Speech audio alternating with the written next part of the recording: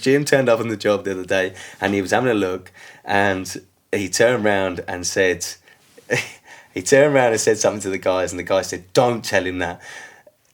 And I overheard it. He said,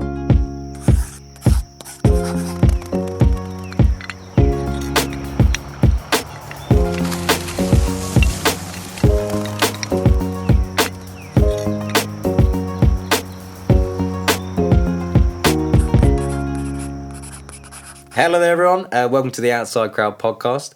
JB is away at the moment. He's away on holiday for his birthday. Happy birthday, JB. Birthday, JB, mate. So it's just myself and Bill here. Hello, Bill. Hello, mate. And today we would like to talk about young members of staff.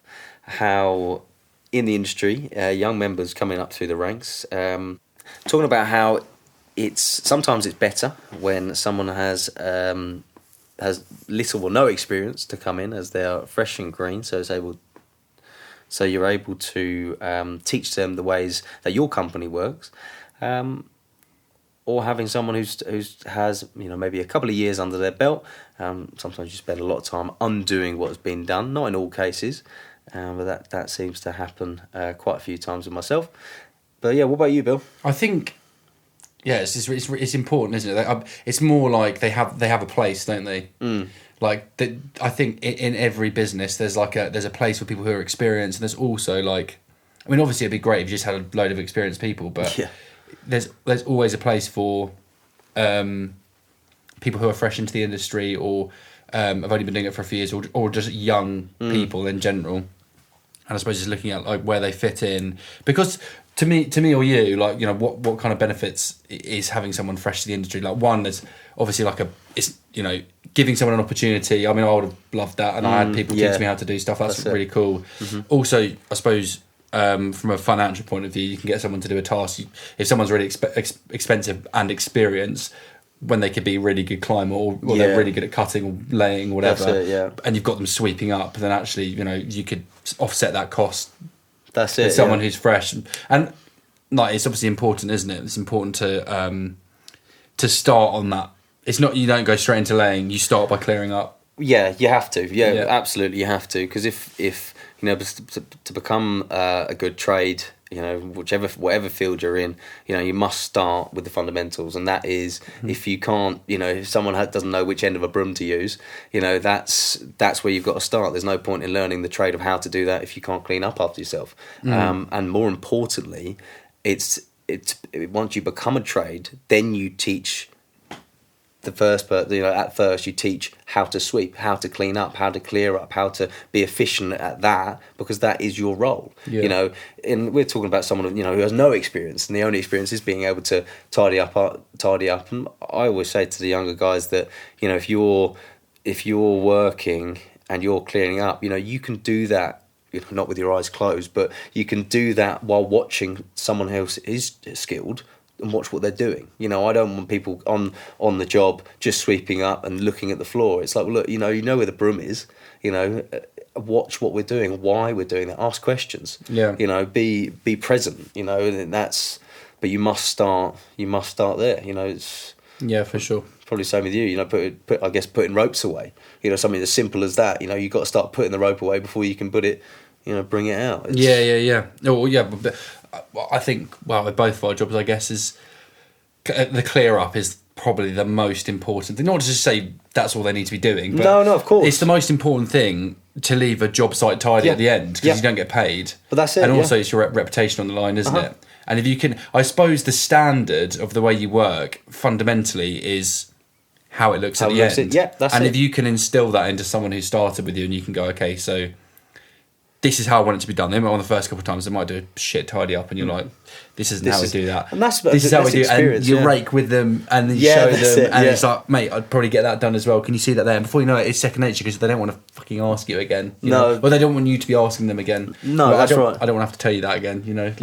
But it's really important. I mean, just if I thought about my career, where I started up, there's levels to things, and it's like, I remember when I was younger, I was like, I see someone on a blower, and I was like, I really, really want to go on that blower, but I was never allowed to use the blower. Do you know what I mean? And I was like, that, to me now, a blower is it's still quite fun. I still quite like a blower. Two of them. Several blowers. I still like a blower, but I mean, if I just remember the excitement. If you went straight into, if I was like, right, okay, fresh out of college, straight up trees, just climbing. Yeah. Fair enough, you'd probably be quite a good climber, but if you're not learning how to clear up, if you're not learning how to put a rope away properly, if you're not learning all the fundamentals of tree work from the ground upwards, you can't. You can't, because but that's the job. To be employable, I mean, yeah, to be employable, you have to be good at everything, I guess, or really good at, you know, if you're a climber, you need to be good at, you know, everything below you. Then that's it. If you want to get paid top whack, then you need to be good at that. But you need to go through the ranks, which is, you know, that, I guess that's what I'm saying. I mean, when I was younger, for my career to progress, it's a progression, obviously, isn't it? Yeah, and it takes time. That's what's interesting to me, because you know, because people say, oh, I can sweep up, I can do it. It's like, well, it's not just about the physical moving of the broom. It's the fact that you're sweeping in a direction that, you know, you're aiming to the corner. You're working away from where everyone's working because you need to tidy it up over there. It's the idea behind it. So it's not just about sweeping and tidying up. There is a method to it. Yeah, you know? Of course. Like if you're stacking brush, it's all facing the same way, ready to go in the chipper or whatever. Or how do we put away the tools at the end? Have all the chains got the scabbards on them? Are we putting them in, you know, together like that? Are we putting stuff in the van that's the most safe space, you know, space saving? Yeah. You know, it's not all just crammed in there, so it's a nightmare to get something out. And I've definitely had that before. Yeah. The new guy says, I've worked on sites before. Oh, nice, cool. Do you want to load the van? And you think, do you want to unload the van and do it again? Yeah. You know, because but they look. The thing is, what I love is when people turn up and, you know, they want to know the industry. And suddenly you start talking about this stuff, and they kind of think, oh, really? It's like, yes. It's like, and you say, can you stack the van? I say, yes, I can. Of course I can stack a van. And then you watch them and you think, you're not going to be able to get to any of this. And suddenly the realisation of, I can't even stack the van. Yeah. You know, and it's like, don't get knocked by that. You know, that's not a knock. It's just, I want you to understand that, yeah, you are very fresh at this. You know, to do this properly, you've got to know, you know, you've got to know, and you've got to start from the bottom. What, if you're hiring someone who is, as I said, either really young or they've only been doing it for a little while, what are you looking for? Because you're not looking for experience, are you? So what are the fundamentals that you'd be looking for? What I'm looking for, hunger. I'm looking for hunger. Yeah. I want to, someone who turns up early. Yeah, on time, first in, last out. One is to be early is to be on time. To be on time is to be late, and to be late is not to turn up at all. So yeah, I'm looking for someone who doesn't want a badge for turning up 5 days a week. Not part of the Monday Club, you know. And if you get past that point, you're doing well. But someone who's hungry, someone who. I've had loads of brilliant people work with us, like really, really brilliant people, and all I keep hearing every time is I don't get taught this much at my last job. I got treated like a number.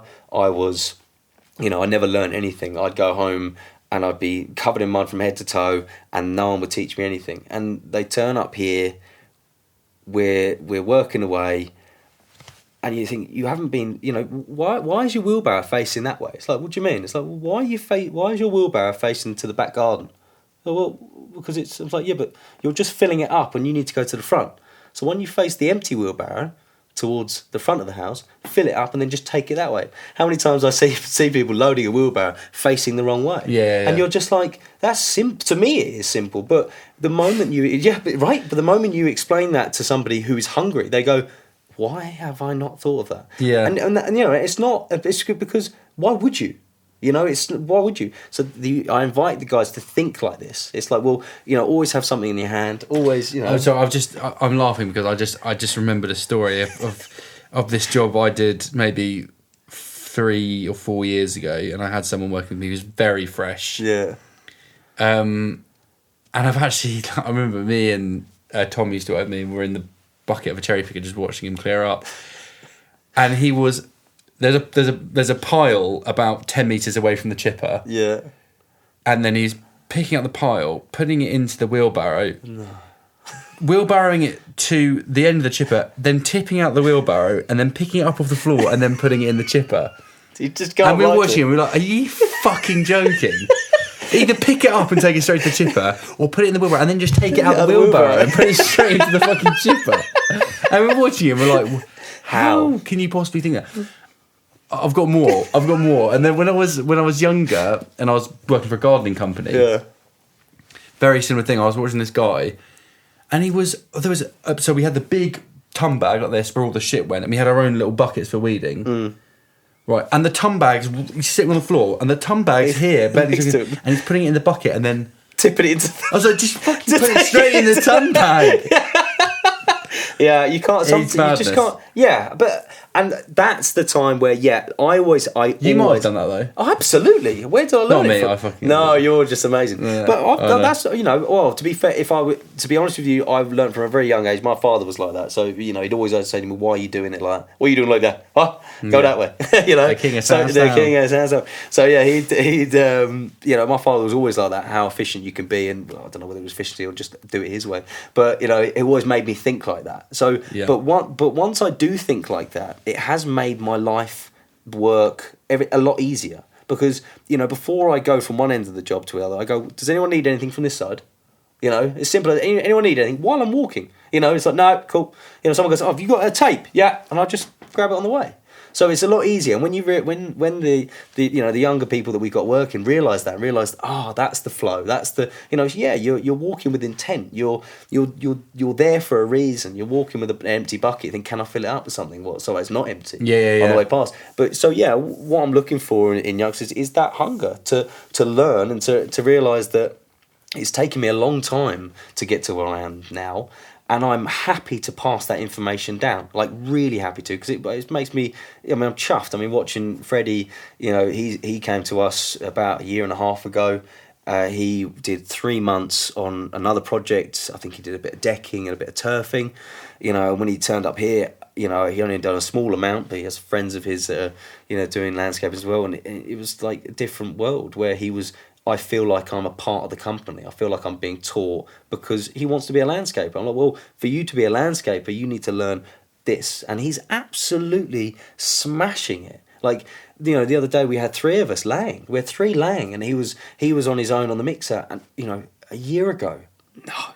It would have been hectic. There wouldn't have been, there'd been a lot. He did it the other day, and I had a tear in my eye. It was just like everything was like, yeah, absolutely. SBR was being made. He was making 3 sets of SBR, three sets of muck. Putting slabs out. I thought to myself, this is a completely different person. But it's who he turned up hungry, and what you can get out of it. It's really nice. But it's allowing. It's understanding that there's a bit of time needed. People need time. And it starts to click, So, yes, we could take the mick out of him, filling the wheelbarrow up next to the thing, tipping it out. But, it probably wasn't in his mind. No. It's funny, but it's not even just that. I think it's like, if you have someone who's never worked in an outside, if you haven't worked outside, there's a way of doing things, isn't there? Like, even like, we have a work experience guy working for us at the moment. And, some of the things he does is, to be fair to him, he's 16 and he works really fucking hard. Yeah, he's there before anyone else. Nice. Yeah, he loves it. He absolutely loves it. Yeah. Because he doesn't have to be at school, He's and it's not just that, he really enjoys it and he gets really stuck in. I forgot where I was going with this now, but he. I'm just trying to think. Oh, that was it. So, like, the first couple of jobs I've worked with him, I've had to tell him a couple of times. He'll look at the end of the day. He's absolutely fucking filthy. I'm like, what? How have you got that filthy? I've thought about that, yeah. And he's like, he comes in, chucks his bag on the floor, and then his bag is caked in fucking mud. And I'm like, mate, don't chuck down. His knees covered, and then he's in the van. There's fucking mud everywhere. How'd you get that? And now I've said it to him. He's like, yeah, it's not so muddy. But why didn't you tell me that before? He says, I'm probably sure. That you tell him that, and he went, oh yeah, sure, that makes sense. Yeah, of course, yeah. It's not on a radar, No, you don't think about it. Like, you just think, oh, this is a muddy job. Yeah. It doesn't have to be. Yeah, don't have to be caked in mud. Yeah, but no, it's a lovely lad. 16, is he? Yeah, works really hard, and it's like, well, there's a few people listening to this podcast that know Rocket, young Rocket, Mr. Elliot O'Shea. He's from Penshurst, and I met him in the pub a year or two ago. He was working behind the counter. he had, you know, his young lad with his buttoned up shirt. He had it real smart looking, and he was too young to serve a beer. So there was another chap behind the bar, and he was, it's about 18, 19, full of himself, chatting away to a few of the locals. And there was some other potential clients waiting for a beer. And you could see this young chap clean the glass, but his hands got tighter on the thing because he was looking at the other guy going, I can't serve them a beer, but surely you can see them, And the people leant forward and said, excuse me, to him, said, excuse me, can I order a drink? He said, sorry, due to my age, unfortunately I can't serve you, but my colleague will be with you in a minute. And I thought to myself, I looked across and thought, did he just say that at 15, whatever he was at the time? I'm looking going, sorry? So I thought, wow, amazing. Absolutely amazing. Cleaning, everything, anything. He was looking around. There was not one drink, an empty glass on the table. And this was all down to him. I was watching the manager. The manager, is busy, not communicating with him because he can't ask him to serve. He can't ask. So there's only little, but that chap did everything he could. So I was sitting at the counter and I wasn't going to sit at the bar, and I thought, I'm not going to eat tonight. And I thought, do you know what? I will now. I will now because he's, so I said, excuse me, may I order a, and he leant forward and said, sorry, due to my age, and I slammed my hand on the table, and I said, and I pointed to the manager that I knew, I said, excuse me, come here. I said, he is gone. I said, I'm having him. I never worked a Saturday because I'd be out quoting or, I'd be at home quoting. But now I work every Saturday because I have Rocket turn up at the yard the weekend because I love having him and watching him learn. He can serve food though, no? Not where he couldn't serve food at the time. He was only young. He couldn't he couldn't serve.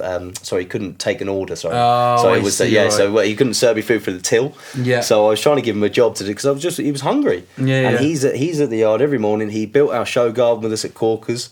It was one of his first jobs, and he loves it. Absolutely loves it. And it's great watching him. It's absolutely great watching him. But that's nice. Yeah. No. He's top drawer. He is. That's really shout nice. out to Rocket. I think for me, I'm going through more of a phase now where it's like I've been like really sort of like putting my time into getting really experienced people, which has been massively helpful. Yeah.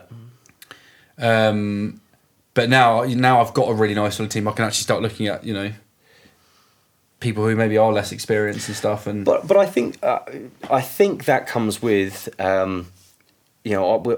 have a few experienced guys with us, and it's about letting the team know that this isn't the same as every other company. This we do teach, the up and coming, the ones behind the ones who are hungry, the ones turn up on time, the ones who want to be there.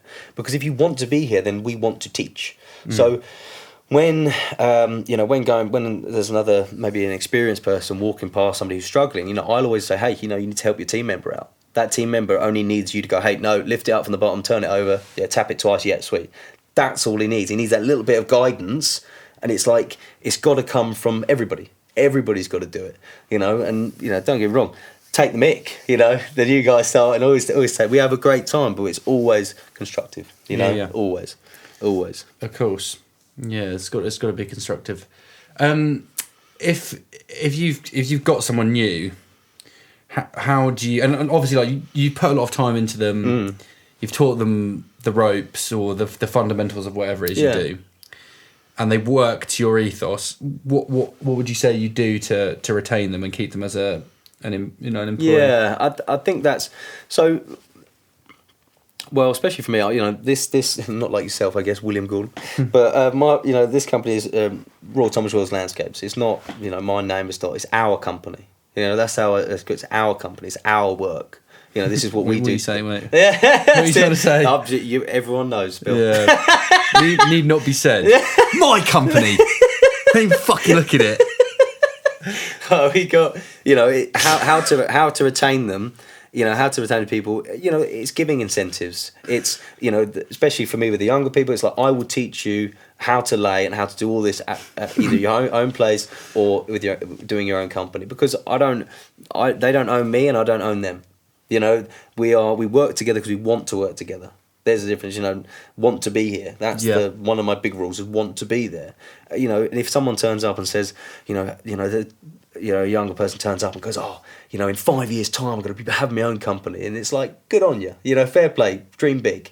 I'll help you there as best as I can, because that's not. that's not somebody who's, because that's what's going to happen. People are going to come in, they're going to learn, they're going to do some work, and they're going to leave. That's it. If I said that's it, I'm not going to teach anybody because I know they're going to leave. That's no one want to work for you. That's what I mean. But I've have Squeaks is out in Australia. Good old Squeaks. He's out in Australia. He'll be back in a summer or two. After he's done his travelling, and his boots are at the back of the door. At home there, he's ready to work. Same with Ollie. Ollie's up the country with his lovely girlfriend Annie. He's up there in Manchester. They're living together, and Ollie's always said when he comes back to the this side of the border, as it were, or this side of the pond. This side of the pond. Yeah, he's going travelling. He's going south of England. He's going. Yeah, that's it. He's going travelling after that though. So he's going travelling after that. But once he comes back from his travels, this is the company that he always wants to work at, and that's because I've spent the time. I've said to the guys, look, this is the incentive. It's like I will teach you everything I know. If you can retain the knowledge, I'll teach it. Because I'm doing my job and I know what I'm doing. So I'll just blurt out, why am I doing this? Oh, because you need to lay the slab like that because the fall's that way. Yep, cool. Why is that line there? What is, I'll ask all these questions. And I feel that, if to get people to stay, there's got to be an incentive there. And, where Freddie's been working with us now a year and a half, he wants to be a landscaper. What I'm teaching him now is for him to be able to, when he does move into that realm of right now, I'm on my own jobs, I'm now running my jobs, he's going to know from the beginning how to manage, how to run that job. So yeah, that's going to reflect in his pay, and it's, he could be, a solid part of the company for years to come. So, there is that opportunity there. That's, Of course, yeah. How do you keep your guys around? What was that? I think cookies. I think it's just. I think it's giving people space to have an opinion's quite a good thing. Yeah, sure. Because once people are like, they feel like they're part of the team. Mm-hmm. It's making everyone feel like they're valued, making them feel as if they are going somewhere and. Yes, you can do that at some point, and checking in with them all the time. Yeah, making sure everyone feels included. Making sure that they're valued in terms of reimbursement. With money, and just making them feel like they're getting what they're worth. I guess. And that will happen naturally with people who, with people who fit in with your ethos and people who want to, I think if you can do all those things, basically, you make them feel valued. They're part of the ethos. They're working to your standards. They feel like they're working to your standards. You're telling them if they do a good job. Yeah. And you're conveying the fact that they're an asset and there's career progression for them. And you're all having a laugh, and it's not all serious, not like a prison camp. Yeah, which, yeah. I've worked at places before. It feels like that. It's horrible. It's horrible. If you can all have a laugh, I think people ultimately will want to stay with you. And as we're saying, education and making people learn and giving them space to learn the things they want to and be able to feel like that they can ask questions. That's it. I don't know if there's much more that you can do than that. No, really. but I think that takes a lot. So like having a small company or a young company as it were, and having to put them in having put these things in place, and being and listening to the team. We have toolbox talks at work where we'll chat about how things are going, how everyone is individually. Is there anything better we can do as a company?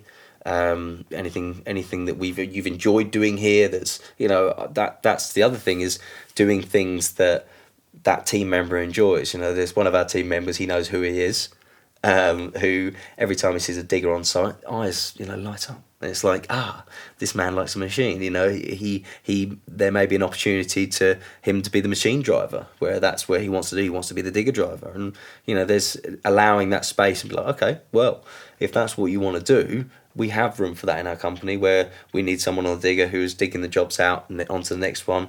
Where we could have a digger and a trailer and a truck, and we could hire them out. There's so many opportunities. But if you don't know what they're, what they want, what they'd like to do, what their enjoyments are, what they like doing, you're gonna get a lot more of that person. Yeah, sure. So yeah, I think listening to people, That's a big one, isn't it? Oh, you need to learn that. Yeah, fucking too busy. Well, the whole Too time busy you're listening to talking, yourself. I'm just thinking about myself. Me. It's literally, it's only for you though. It's not for See, I anyone feel else. it doesn't make me feel any better. I think you should tell the podcast what your nickname is, mate, because I don't have a nickname. absolutely fucking love it. I don't have it. It's He's Jim. the king of It's Sandstone. It's Jim. It's Jim. And do it in the voice It's as well. Jim. 50 Okay, well, G's. Jim.